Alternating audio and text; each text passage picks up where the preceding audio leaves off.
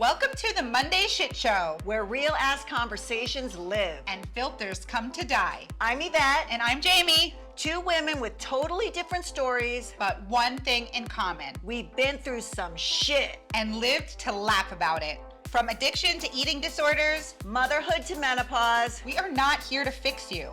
We are here to let you know We see you. And most importantly, you matter. My name is Yvette, and Jamie. we are here on the Monday Shit Show talking about the shit. This is the shit. This is the shit. Today's episode is about mental health because I don't know, I'm fucking cuckoo, and it's always a fucking episode of just crazy and madness. And today is a good day to be talking about it because I'm anxious. Okay, let's talk about that. What does anxiety feel like in your body? Feels like something trying to crawl out. You know what? So I have been diagnosed with panic disorder. Okay.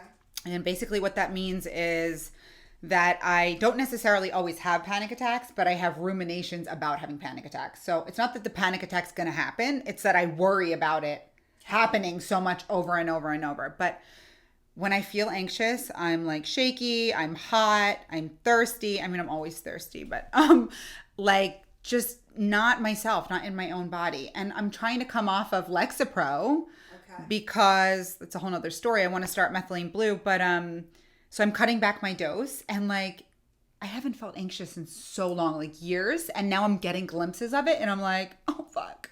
Does it work? It works. Wow. For me. That's good. Everybody's journey is different. For me, I combined Lexapro with therapy and outpatient. I don't know what worked, but I healed. Okay. You know. When you say methylene blue, I'm thinking of Breaking Bad, meth blue. I'm like, I mean, well, I would love to fucking do some meth, but sign me up for that, Ben. I know. Apparently, it's supposed to be like you literally can't take it with SSRIs like Lexapro or Zoloft or those things because you can have serotonin overload. Okay. And serotonin is what makes your body like the happy molecule. Yeah. So I had said to our doctor, Dr. Lucy, I'm like, well, why can't I, like, that sounds great to me. Serotonin overload, like the most happiness. Like, no, that's a really bad thing. You could end up in the hospital.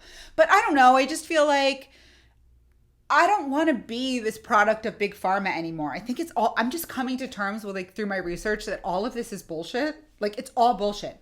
I don't know anybody who doesn't have a mental health problem. Like it wasn't like this many years ago. I just feel like we're just so quick to write the script now. We're so quick to write the script. That is a sentence. Right? We're so quick to write the script because anxiety, depression, sadness, happiness, excited, these are all emotions we are supposed to encounter as a human. I tell all my clients, life is 50-50.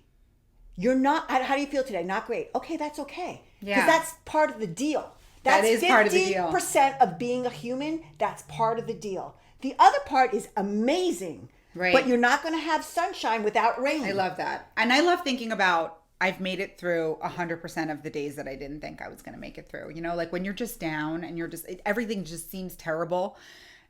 For depression, right? For depression, you've made it through every day. If you're here, by the grace of God, you've made it through every day. So you're going to make it through this too. And just remembering your track record. Like, would you bet on that person that's made it through 100% of the time? Fuck yeah, you would. So nothing's going to be different this time. You just got to get through it. Ride the wave. It's going to pass. So if I'm a woman sitting here thinking, I've been on Lexapro and I'm still super depressed and anxious, what would you say?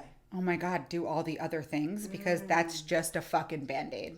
Wow, that's you got to get to the powerful heart sentences of today. Your trauma. You need to know. Like I was able to pinpoint where my trauma started with my therapist, and I was able, because of that, to then do exposure therapy, right? Where like I had panic disorder, so I, number one, don't like small spaces. I don't like to be around a large group of people. I don't like to be the center of attention. Hence the podcast. But I made a list of them, 1 to 10, 10 being the least scary, 1 being the most scary. And for a long time, I worked that fucking list. Like I was afraid of small spaces. I went to the car wash every motherfucking day. I rode the elevator at Hair Club every motherfucking day because I was afraid of elevators. Right. And when you start doing and get it, I just had to get the mentality of I'm scared, but fuck it, I'm going to do it anyway. Mm-hmm. And once you are able to do that, life opens up. That's amazing. Yeah. When did you find out that you thought something's not right with me? Like, I think I knew that from a child. Like I knew. But that when something did you was feel wrong. like I need to get some kind of outside help or source, or like was Was it like a rock bottom? So the panic attack that I had, I was actually going to train for hair club. I was going to Ohio, and I had a middle seat flying by myself. Never had a problem with this. I got a panic attack in this middle seat, and the guy next to me wouldn't switch. And the flight was only 45 minutes, but I had a 45-minute panic attack, feeling like I couldn't get out. You stayed in the seat? Yes. So 45 minutes, I'm having this, and 45 minutes when you're having a panic attack feels like a lifetime. So, okay, I got through it, but then everything that reminded me of not being able to get out caused me panic. So I started not being able to do anything. I couldn't even go to like the turnaround, like at a car, you're driving in a turnaround, because if the light was stopped, then I was stuck there in my car. Like I had to keep moving, right? So the moment was I had to go to this big meeting years later, because it took a while for my world to get small. Years later, I had to go to this meeting, and I was imagining that I was going to be with all these big wigs, and it was all men and me. And I wasn't going to be able to get out of this room, and it would be so embarrassing if I had a panic attack. And I literally emailed my boss at 4 a.m. I'm like, I cannot go to this meeting. Like I was ruminating so bad I couldn't sleep weeks prior. And it was the next day, of course, I shared it with my mom, and she helped me find a place. And I went to, I think it was called the Center for Wellness. And I went to this intensive outpatient, and I fucking got help. Wow. Yeah. And I healed, but guess what? I think this is a myth. Like, it's like addiction. Like, you're never going to be cured. Like, I'm coming off my Lexapro, and my anxiety's like, hello, remember me? Like, here I am. Like, and I know a lot of people with bipolar, they feel better and they stop their meds because they think that they're cured. Unfortunately, I don't know that mental health gets cured. Right. You just need but to there find. Are different stages. Right? I know people that are bipolar that take their medication and can live a whole, like, totally normal life. It's very different than taking Prozac or Lexapro. Right. People who are bipolar will be up painting a house for 5 days and then not get out of their house. Which, by the way, like, that sounds fucking amazing. Like, I just read a book about this girl who had bipolar, and like the mania part of it. Oh, the like, best. How do I subscribe to that? Like, she only needed 4 hours of sleep. She thought she was writing for Taylor Swift. She was going to be on a Netflix special. She spent like $13,000. She was like, she even said, like, the mania part of it's fucking amazing. Sounds like a cocaine high. Yeah. I always felt I was bipolar. You did. With my addiction, because I'm never in the gray. I'm all or nothing in everything I do. But I don't know if that's a personality trait or a mental health disorder. But I've been on all the things: Prozac, Effexor, Lexapro, Wellbutrin, Paxil, oh my, Boost Bar. I can't even tell you, because my dad's a doctor, so he would give me these things. But like you said, it's just a fucking Band-Aid. My mom actually, when I was early in active addiction, sent me to a psychiatrist. Because I'm crazy, right? Like sometimes I'm drunk, sometimes I'm on addict, whatever. So I get it. But I went there, and you fill out the questionnaire, and he diagnosed me with bipolar out of, one questionnaire. I'm bipolar all of a sudden. And he gave me medication, and I would not take it because I knew I wasn't bipolar. It was the way I answered the questions. Like, yeah, sometimes I'm really high and sometimes I'm really down, and sometimes it lasts for days. I'm like, yeah, that's fucking right. Depends what I'm taking. But the questionnaires on all those fucking commercials, even do you feel depressed, sad, moody? Like, yeah, I'm a fucking human being, bro. Exactly. Yes, I do. Exactly. I don't need a script. I need sunshine, friends, fucking healthy, nutritious food, the gym. Yep. Like, what about those things? You do. Some people do need them, and some people, Yes. what I know, is but not every person. Not every person, and some people just need it for a period of time, like grief. Situational mental health issues. I love that. Yeah. Situational. Yeah. Are you having situational anxiety? Yeah. Like, are you nervous because you're about to go perform? That's fucking normal. You don't need a script for that. Or situational depression, like you said, with grief. Or you're going through a divorce or a certain period of your life, a transition, and then you might need it, and then you can get off of it. What about, though, when, and I've heard this a lot, when you take a medication and the side effects of the medication are worse than the symptoms of the disease. God. Let me tell you, I was on Effexor, and I was just getting sober, and I said, fuck it, I don't want to be on this anymore. And let me tell anybody who's on these medications, do not go. Consult a physician. You need to titrate. Yeah, do not go cold turkey. I had fucking dreams of suicide. I literally wanted to die. And I'm like, this little pill is actually having this effect on me. It does. But you have to wean off. And absolutely. I don't take anything right now, but I do so much work for my mental health. Like, what do you do? Oh my God. So I go to 3 recovery meetings a week, and I'm 22 I know you journal, right? Yeah. I'm 22 years sober. I do not go for my drinking. I go for my thinking. because all these stupid things that they say in there are fucking true. And repetition is the mother skill. Trust the process. One day at a time. Everything as they say. It's like I need to keep hearing it. I need to keep hearing it. I also go to a therapist once a month. I journal like 4 times a week. I read 5 to 10 pages a day of some kind of personal development. I'm a junkie. Like, you're like, honestly, I love you, but your fucking life sounds fucking exhausting. Oh, it's like a little prison. But if I don't do those things, guess what? I'm homeless under a bridge. Yeah, I know. You know what? When you have been through so much pain, like I'll never forget, like mental illness, talking about this. Like I was getting ready to go to work. I worked at a bar at the time and I had a Budweiser beer in the bathroom with me, taking a shower, right? I'm living in an apartment. Yeah, that sounds totally normal to me actually too. With no furniture. And I get out and I look at myself in the mirror and I'm like, fuck you, to myself. You're your biggest enemy. I hated myself. I hated how I looked, what I weighed, everything about me. I gave myself the finger, and that was one of the days I said, I need to change my fucking life. Yeah. Yeah. That was the beginning of the end. But no amount of Prozac was going to change that. No. Even if I did take Prozac, if I didn't do all the other things, it wouldn't have changed. Well, that's like people, like they're miserable in their marriage, so they go to the doctor and they fill out the questionnaire and now they're depressed. No, you're just fucking miserable in your marriage. If you weren't in that marriage with the person that made you depressed, you wouldn't fill out the questionnaire that way and you wouldn't have the script for Prozac. So it's like, hold up. Like, let's first, and that's why I like to go to doctors or, seek out doctors who aren't quick to like write a prescription, because if everything else in your life is going okay, then maybe you do need help. Like I know for me, I need Lexapro. I need some sort of something for my anxiety, but situationally, if you're just going through something, maybe it's a one-time thing. Maybe it's not, let's just write a script. Maybe it's, let's leave the man, let's change the job, let's change the diet, let's get to the gym before we write the script. Because if you're not changing your situation, it's just a Band-Aid.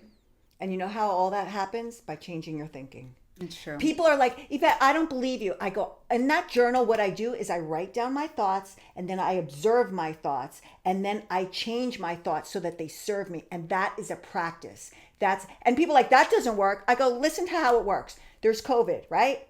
Some people's, it's a circumstance. Everybody agrees COVID happened, right? It's not a thought. It happened. One thought, I'm going to get in the best shape of my life. I'm going to learn how to meal prep. I'm going to work out. I'm never going to have this time to get this done again. Feeling empowered, result jacked.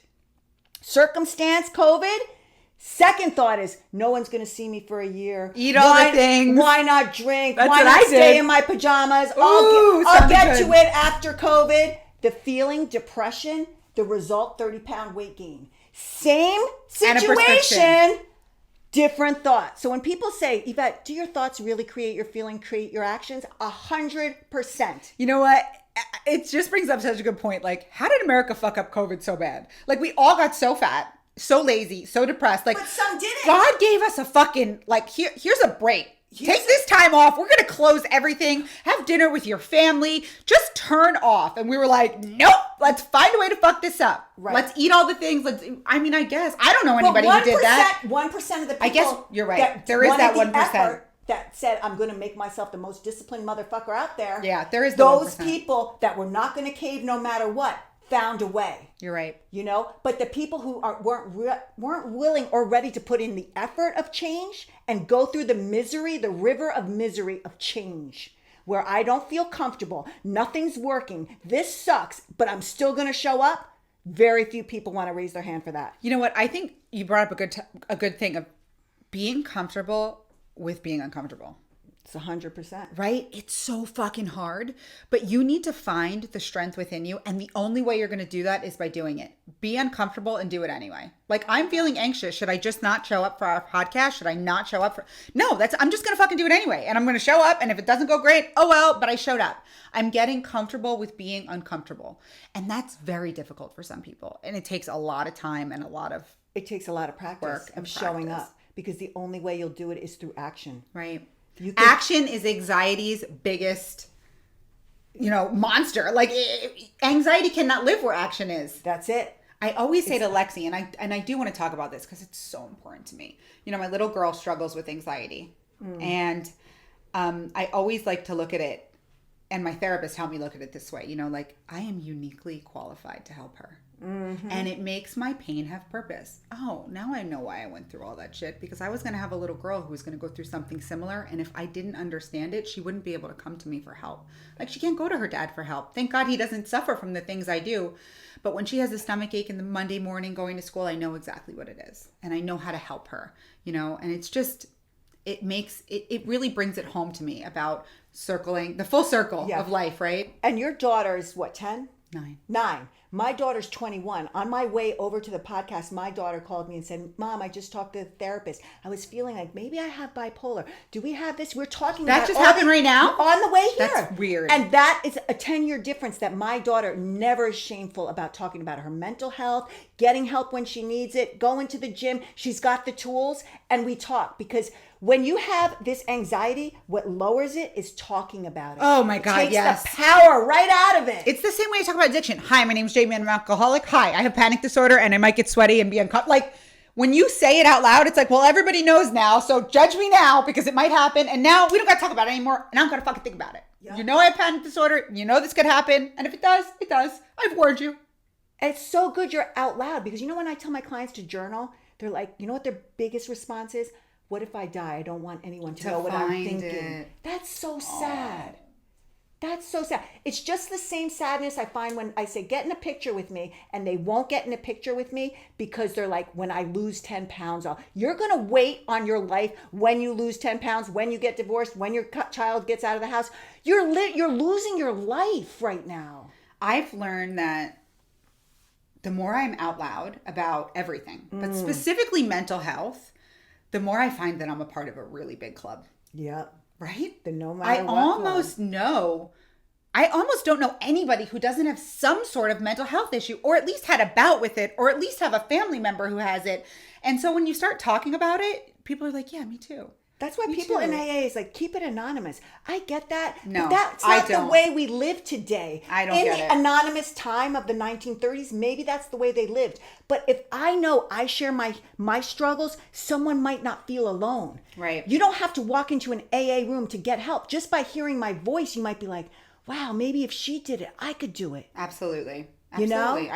I'm all about everything out loud. Everything I do, I have no shame. I mean, listen, yes, there is some shame, but I'm going to say it fucking anyway. And I'm going to deal with it. That's what it is. But for me, it's about putting it all out there and hoping that somebody else, the younger version of me that didn't have somebody like me, hears something. And maybe they go and they reach out and they get help because they're having those ruminating thoughts. And they don't even know what it is. They just think that they're crazy or something. No, you're not crazy. It's called a thing. It's called rumination.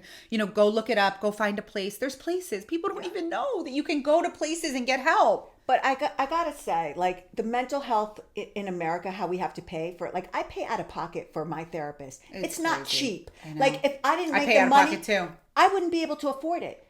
Like, it's not easy to get We mental unfortunately health. live in a society that insurance only covers the sick. They don't want you to be, it's not health insurance, it's sick insurance. Yeah. If you're fucking dying in the hospital, they're going to cover you. It's not preventative. There's no preventative care. So instead, if I could get mental health, maybe I wouldn't do lines of cocaine, and maybe I won't be homeless, which is now going to cost the government money, right? But if we could give us now when I need it, then I won't have to go down that road. I know. Preventative. I know. But it's not the way. But no matter what, I always say find a way. Like Al-Anon, AA, OA. I've been to all the A's that there is, and they've all helped me. Well, now the thing with social media is like you can, and I even though I'm clearly addicted to it, and we have our own social media things and whatever, you can do social media where you're constantly scrolling, or you can join groups, right? Yeah. Like there is you don't need, if you can't afford it, find people. There's like millions of anxiety Facebook groups. There's millions of panic disorder groups, depression groups,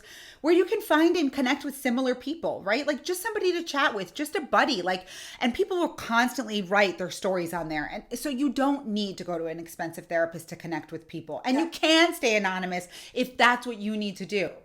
100%. I feel that the way the internet could be a double-edged sword, but I definitely believe those Facebook groups. I mean, how many people probably are on Ozempic? Did you have this symptom? Did you have that symptom? I'm in all of those groups. The GLP-1, the research only, the this, the that. Yeah, because guess what? We're all learning. Like everybody's just learning. Yeah. And the only way that we can do that is with each other, right? Like So I'm big into find your tribe. With A, it was so fucking easy. There's meetings everywhere, right? But some people struggle with other things. I struggled big with acne, and it's like not talked about because it's like so ugly, right? Bulimia and acne. I suffered with both of those things where it's so ugly. And I tell everybody, I went on Accutane in my 40s. In my 40s, it changed my fucking life. Wow. I wish I could fucking open an clinic. It's so they make it so hard to go on Accutane. Like you might be risk of suicide, this, that. But like what? It changed my fucking life. Wow. Like I don't look like pizza face. When you have that on your face and you're fucking 16 years old, fucking put your child on that and let them have a life. I remember like just always putting makeup and dots and this, and I hated to look in the mirror. I used to wash my face with the lights off. Oh. Right? But like who even wants to talk about acne? Yeah. But you can go on a Facebook group. Oh yeah, anything. Like, I think that there's so much with mental health, but I think the most important thing, is just if you're struggling. First of all, Maya Angelou, it's okay not to be okay. Yeah. None of us are fucking okay. No. Right? Anybody who puts on the perfect facade. First of all, I don't want to be friends with you, and I think you're full of shit. Yeah. Sorry. Mm-hmm. And find your tribe. If you're struggling with depression, find struggling and got out of it, and learn from them. 100%. And another thing I will say is that I listen to podcasts, read books, but I can be a listener and a researcher for fucking ever and never apply the shit. Action. Application of what you learned on a podcast, maybe writing down notes or reading a book with a highlighter makes a big difference because you can consume all fucking day. And we're in too much knowledge is power only if it's applied. I love knowledge is power only if it's applied. Because we can consume. You can know what to do, but that doesn't mean it's not. I know how you work out in the gym, but I'm going to fucking do that. Right. Exactly. You know what I love to do? Watch workout videos and eat. It's such a sickness. It's such a sickness. But I'm like, oh, you got adding another plate on that thing? You're bad. Yeah. Oh my God. So sick. But we hope that we helped you today. If you have mental health, always reach out to a professional. You can reach out to me and Jamie. Anybody. Our DMs are always open. I'll talk to anybody. I got no friends. This bitch my friend. I got about one more friend. I had to let a few friends go. So I'm open for friends. I'm open for friends too. So if you're feeling alone, just know you're not alone. We're here. Anybody out there, find somebody who can help you. There is no shame in reaching out for help. No shame. And lastly, you matter. Thank you for joining us on another episode of the Monday Shit Show. Remember to stay strong, stay messy, and don't forget, you matter.